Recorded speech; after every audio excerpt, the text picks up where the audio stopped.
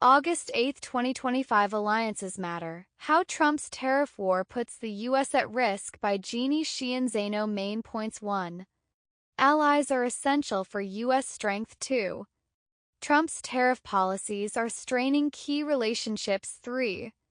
Alienating allies weakens the U.S. against China. Allies matter for many reasons.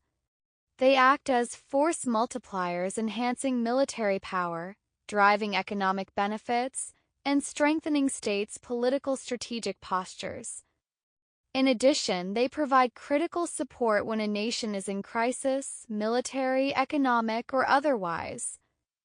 Throughout its history, the United States has benefited from Allied support numerous times. After the September 11th attacks, for instance, our NATO allies stepped up, invoking Article 5 for the first time. Article 5 states that an attack against one member is an attack against all, resulted in widespread Allied support for America, leading to joint counterterrorism measures, enhanced intelligence sharing, and other forms of support. This is why nations traditionally proceed with caution when it comes to the treatment of their allies. There are times when the alienation of friends is unavoidable, but this is not what we have seen recently. Instead, under the auspices of his tariff regime, President Trump has attacked, alienated, and offended many of America's closest allies. Just this past week, he doubled tariffs on India, raising them to 50%, a move that sparked outrage in Delhi, jeopardizing this critical relationship. Likewise, Switzerland was blindsided when Trump hit it with a 39% tariff, the highest of any European country. One of the country's largest newspapers described it as the nation's biggest defeat since the French victory in the Battle of Marignano in 1515.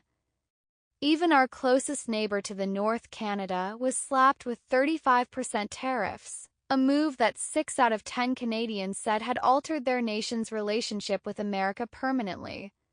By week's end, Trump's tariff war had resulted in staggering duties on more than half of the countries in the world. This comes at a tremendous cost, and not just to our wallets. When allies are mistreated, there are also costs to America's national security, political power, and future economic well-being. Let's consider just one scenario as it pertains to the competition the U.S. now faces from China in the frontier sectors. For years, economists David Autor, Gordon Hanson, and David Dorn have been detailing the impact of the so-called First China Shock.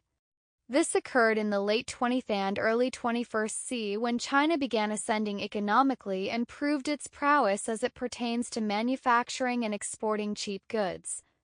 The result was the painful loss of nearly a quarter of all manufacturing jobs in the U.S., none of which have returned. Now Autor and Hanson are warning of a second China shock, which they argue could be far worse.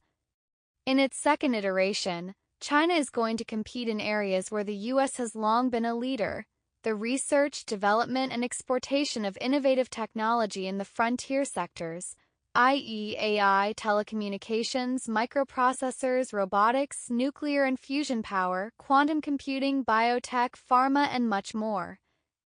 Autor et al. Detail how competitive China has become in these sectors over the last several years. What is concerning is not the competition, but how the Trump administration is responding to it.